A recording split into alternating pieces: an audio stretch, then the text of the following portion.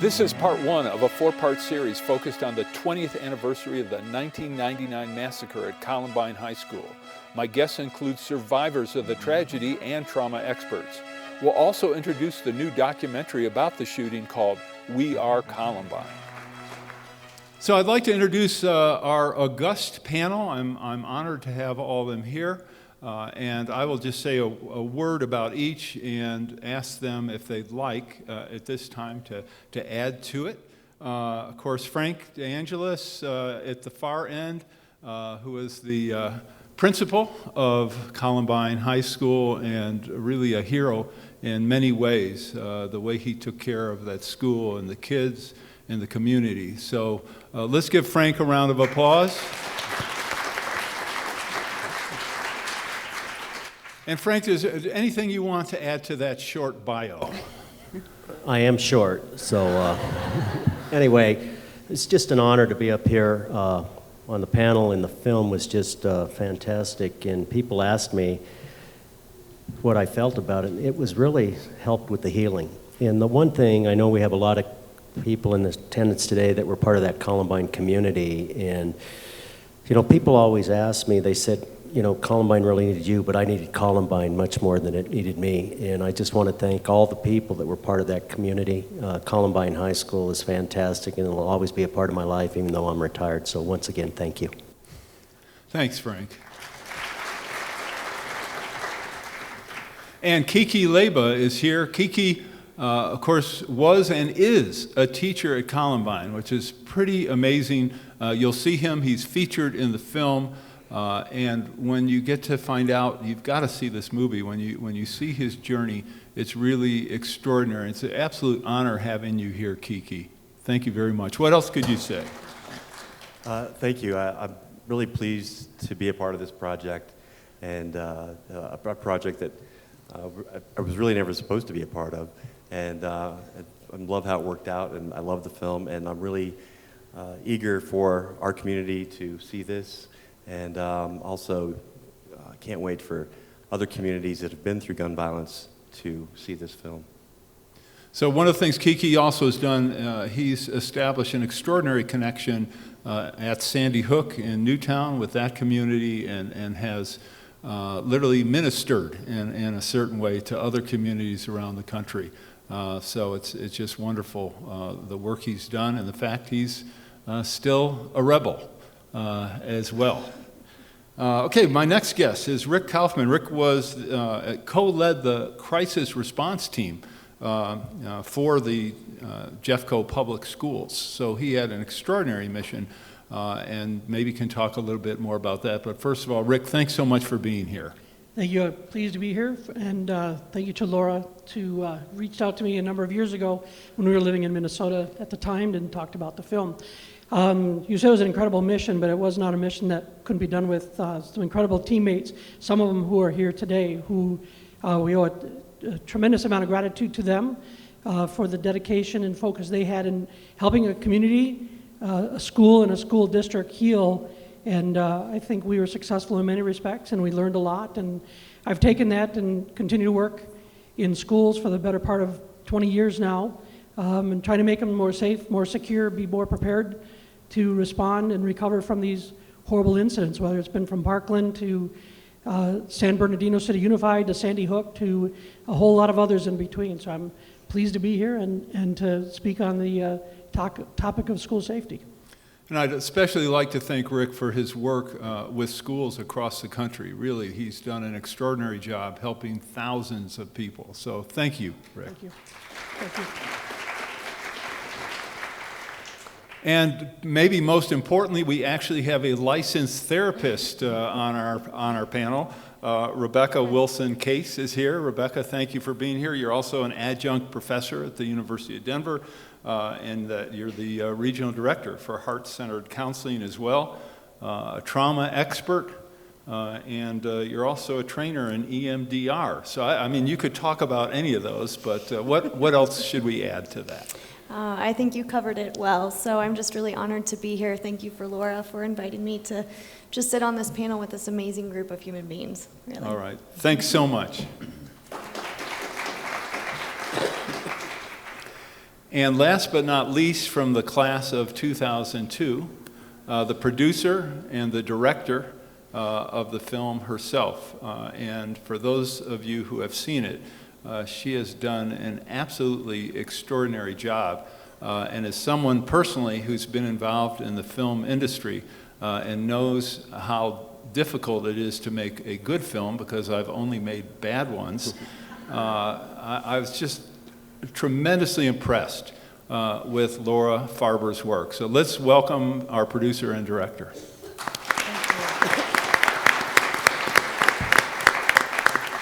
Yeah, no, thank you everyone for being here.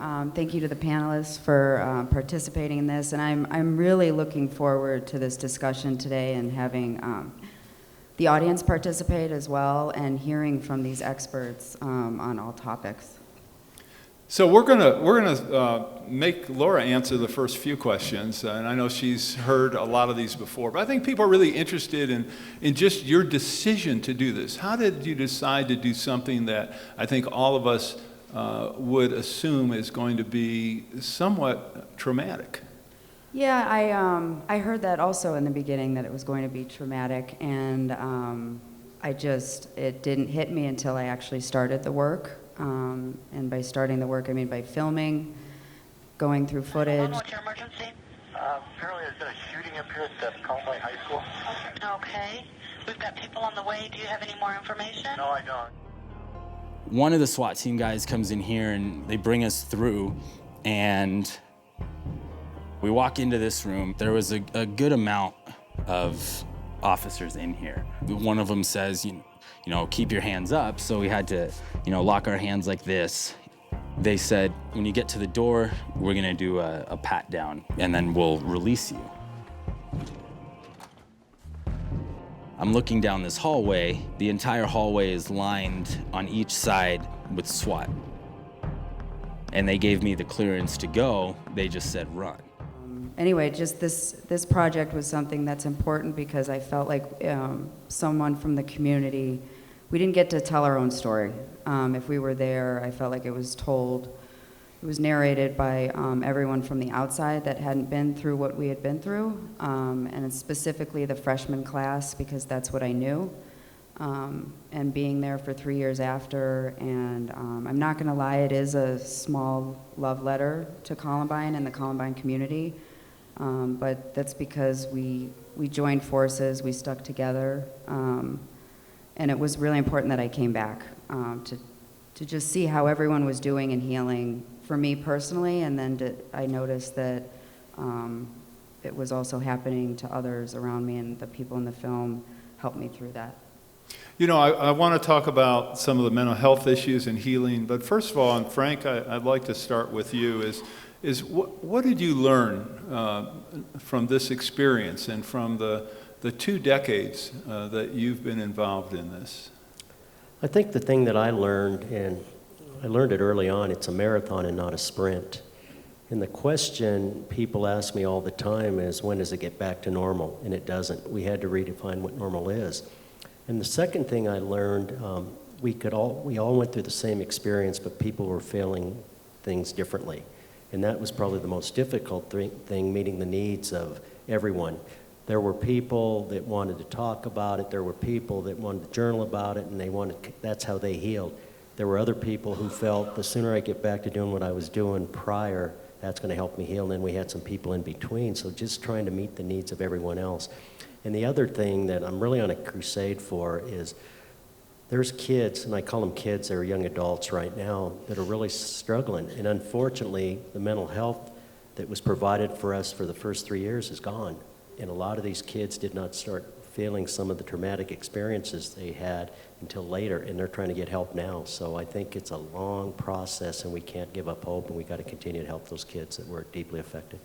Rebecca, I'd really like you to talk a little bit about that, because I think one of the things that Frank just touched on is the fact that there's no formula, that each person literally reacts differently to these circumstances. So talk about trauma, talk about how people put in this situation, what some of the different reactions are, and why aren't we getting people the help they need?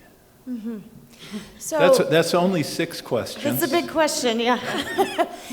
So there's a number of symptoms that we can commonly experience after a traumatic event, whether that be in the immediate moments or weeks following a trauma, and then there's more of the long-term projection, as Frank is also speaking to, right? So healing takes course over a long period of time for many of us, and as Jamie mentions in the film, which I think she makes a great point to, is that it's an ongoing process.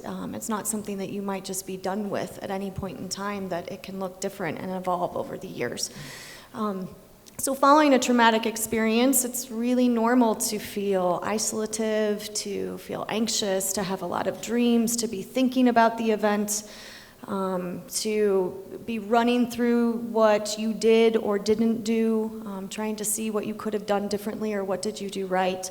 Essentially, our brain is just trying to make sense of an experience that is out of our everyday norm, right? Unfortunately, mass shootings happen all too commonly now in this country, but still within the day-to-day experience, it is out of our norm.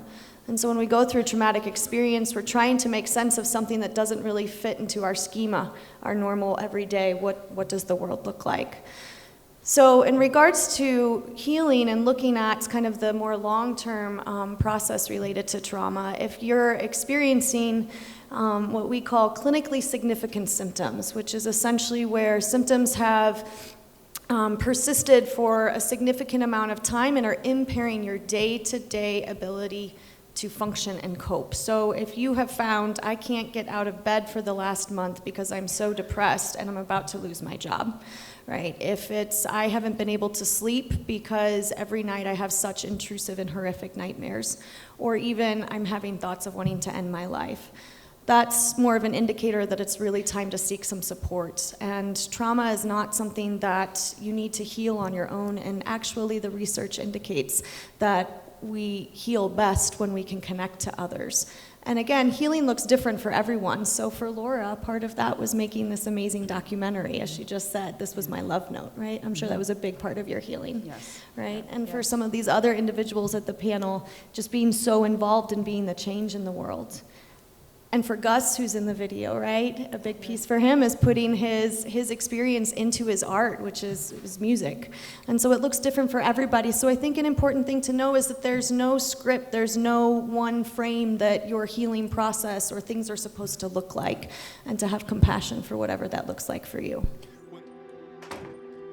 There's a lot of social workers, therapists, people that are in the helping profession that get in this profession because they have experienced something and because they were able to work through that or are continuing to work through that, and they want to support others as they do that. The idea of not being a nurse is so hard for me to wrap my brain around. I just can't even imagine doing anything different. Maybe surrounding yourself by people that always need help gives you that space to always be needed. Maybe you're fulfilling that sense of guilt for not going back into the school. Anybody but themselves. Everybody wants to be somebody. Trade your heaven for another hell. It's bound to be that same old routine, same loop, same knot, same shoestrings, same top. I've been fortunate enough to be able to have, an outlet like music and writing that really allows my emotions to run free. You remember writing your first songs, like putting down lyrics on a page? Would you do to be in another man's shoes? Would you walk 1,000 miles if you're asked to? Or would you He was the first person that made me believe that there's power in words and that there's certain things that hit you, but there's also those songs that mean something to you. But if you follow a rebuttal, then you can tag along, jump into the cockpit of the catapult. When it comes to trauma, I'd be really interested in your helping us understand some of the differences in the way people react. As a layperson, I always thought that time heals all wounds, or that at the minimum, as time passes, we all get better. And I found during the course of my life that for some people, that's not true, and some people can get better or seem better, but actually then get much worse. So talk about those kind of differences. Yeah, so unfortunately we still don't know the exact perfect equation for how do we cure and heal trauma across the board, because each and every one of us is unique and individual in regards to what our attachment relationships have looked like, if we've experienced trauma prior to whatever maybe a recent trauma looks like, our own mental health prior to a traumatic experience. So about 60 to 70% of the population will go through a traumatic experience at some point in their life. I would expect that that number is higher for the number of people who are sitting in this room, given the topic that we're discussing today. So while most of us will go through a traumatic experience at some point in our life, most of us will not go on to develop what we call clinically significant symptoms. And why is that? We don't know the exact reason, but we do find that it's made up a number of factors based on nature and nurture. Right? So who are your connections? Do you have social supports? Do you have hobbies and interests that you're engaged in? What did your health look like prior to a traumatic event? Those are all important variables. And for those of us who do go on to develop maybe depression, anxiety, PTSD even, there's nothing wrong with you. You're having a normal reaction to an abnormal event. And so when we've experienced something of a traumatic nature, it really does have an impact on our brain. So if we put somebody with PTSD into a brain imaging scan, your brain looks different than somebody without PTSD. So that whole expectation that I think some people have of, oh, time heals all wounds and just get over it, it's really a process that's happening within your brain. And so when we develop PTSD, essentially your brain has been shocked, right? From a really scary, overwhelming experience in which you thought you might die, or that you feared that you would experience significant injury, whether that be psychological or physical. And sometimes that experience gets stuck in our brain, and that our brain can't make sense of it or digest it, and that's what leads to clinically significant symptoms, to those, I can't get out of bed, I can't stop thinking about this. Your brain just hasn't been able to make sense of what's happened. For information on how to help promote civil and mutually respectful discourse and support expansion of the distribution of our programs, please email info@harbortv.com.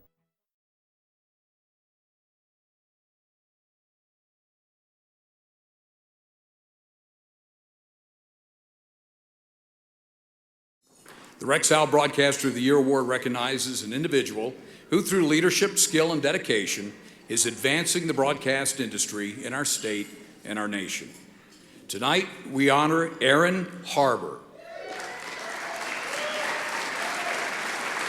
Aaron has worked extensively in the media as a host, producer, political and economic commentator, and columnist.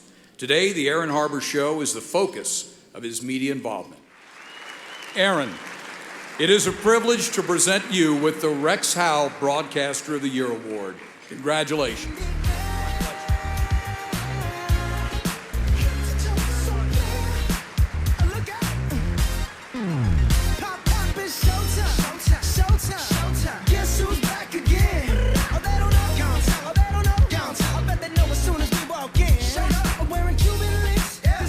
Just make journalism great again. Safely stop fires around your home. Introducing the Fire Ice XT 20-ounce aerosol canister. Fire Ice XT is an eco-friendly water-based fire suppressant gel. Unlike a traditional fire extinguisher, Fire Ice XT is a highly effective, non-toxic firefighting agent that is easy and safe to use around your home, family, and pets. Available at Amazon.com or call 800-924-4874. I'm Aaron Harber, host of the Aaron Harber Show. Find us on Facebook to get all the latest updates, see behind-the-scene photos, and make comments and ask me questions. You can see episodes before their TV broadcast, so like the show today. The Aaron Harber Show may be viewed 24/7 at no charge from any location in the world at www.harbortv.com.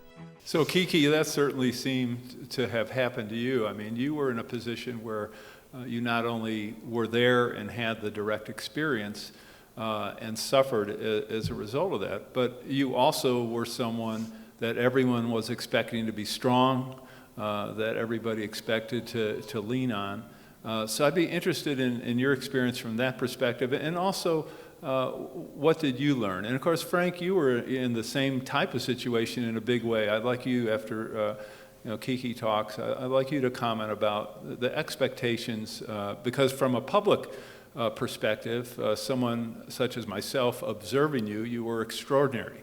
And so it was, obviously other things were going on below the surface. But Kiki, please talk about that.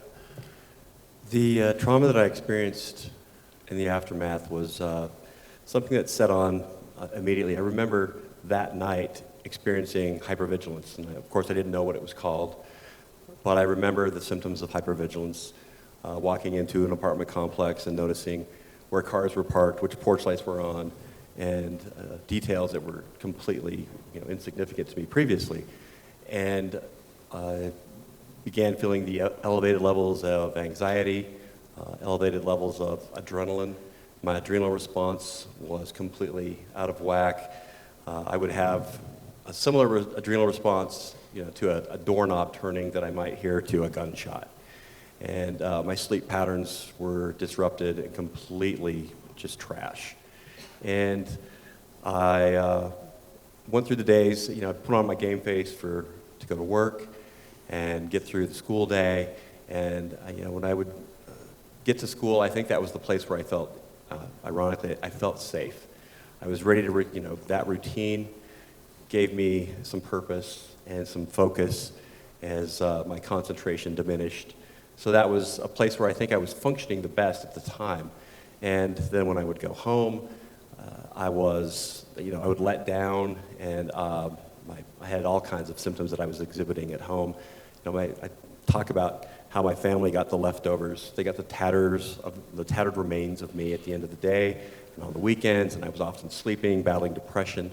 My eating habits changed and sleep patterns changed, and the inability to concentrate became very forgetful. I remember driving and looking up at the traffic light that I was just passing under, and it was red, and completely being just having this mental takeover by the PTSD, and not really recognizing exactly all the things that were happening and how significant it was.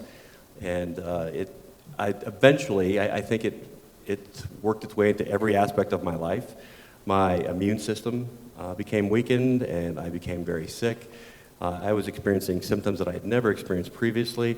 I experienced things like a rash on my face. I had all kinds of respiratory issues. I took 4 ambulance rides in a very short period of time for respiratory stuff.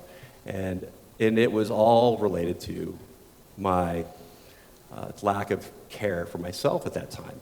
And I had no idea that PTSD could become such this enormous dark thing in my body and in my life. Everyone talks about moving forward. We need to move forward. Everybody wants to freaking move forward. You can't just say, okay, we're going forward. Moving forward looks like banners, on buildings, memorials, a moment of silence, t-shirts. Moving forward looks like a memorial run. But moving forward on the inside takes its sweet-ass time. And it happens a little bit faster if you take care of yourself. But we don't always know what that looks like or what it's supposed to be.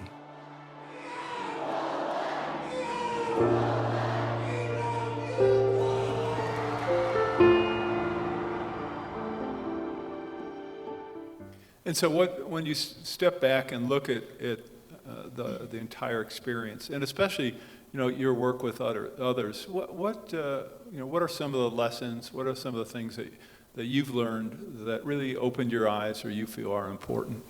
Well, the key is that great self-care in the aftermath. And I know that for many, counseling has a stigma attached to it or a weakness associated with it. But it's so vital to get that excellent care and to work with a trauma therapist, a therapist, a counselor who has experience in that realm, because it's not the same. And I worked with another counselor who did not have that experience, and it was not effective. When I finally connected with a trauma therapist, it was a complete game changer for me. And so that was very clear. And it's so important in the aftermath to do that.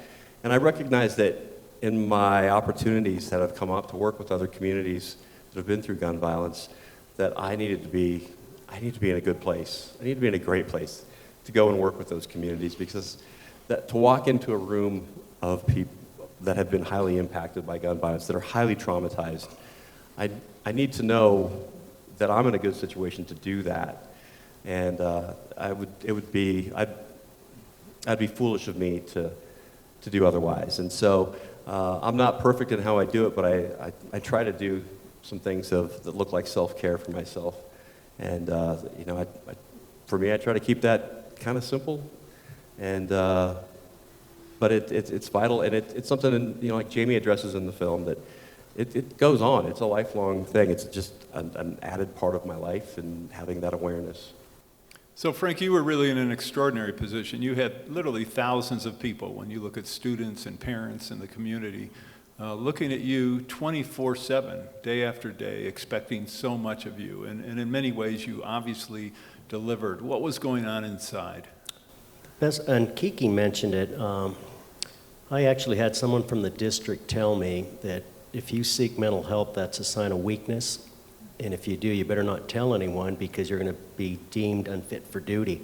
And luckily, I did not listen to him or her. And who I did listen to was a Vietnam veteran who my mom worked for, a doctor. And he called me 24 hours after, and he said, I never got the help I needed when I got back from Nam. And he said, I'm struggling now. And he said, if you don't help yourself, you're not going to be able to help others. And that was the most important thing. And what I learned, I felt as a leader, I could not get in front of the staff and tell them, boy, you guys are screwed up, you better go talk to someone. Because people are going to say I'm not screwed up, and no one's going to tell me what to do. But when I got in front of the staff, I would pose the question or the dialogue saying, I don't know about you, but I'm not sleeping at night, or I wake up in the middle of the night, or I'm having nightmares. I don't know if it'll help you, but I'm talking to someone. And I think that was the most important thing. And you need to find that person that helps, because I would not be where I am today if it wasn't for counseling. And this is not for everyone either, but my faith was important. So I had those two means of support in my family. But the thing that's interesting is the fact that there are certain things that trigger these emotions. And that was one of the most difficult things in working with the students and staff. The first fire drill we did, that fire alarm set kids off. And we had to prepare things you're never prepared for. Couldn't serve Chinese food because that's what we were eating when the tragedies or shots took place. And it's an ongoing process. I think back to Parkland last February. I got off a plane. I was coming from a speaking engagement, and all of a sudden my phone just starts exploding. You're in my thoughts and prayers. We're thinking about you. Whenever that happens, I know there's another school shooting. And I saw what happened at Parkland, and even though it was in Parkland, Florida, even though it was 19 years ago, and I saw those kids running out of the school, it took me back to Columbine, what I refer to as a Columbine or the Rebel March.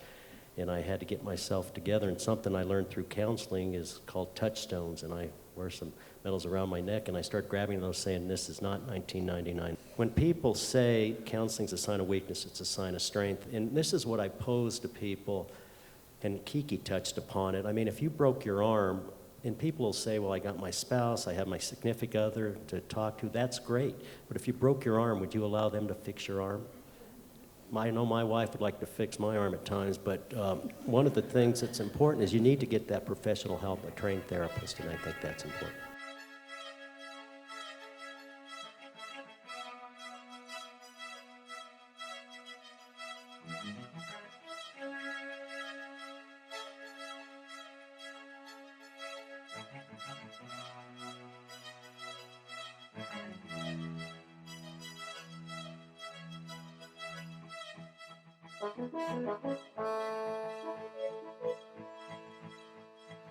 Please contact us. We want to hear from you. And thanks for watching.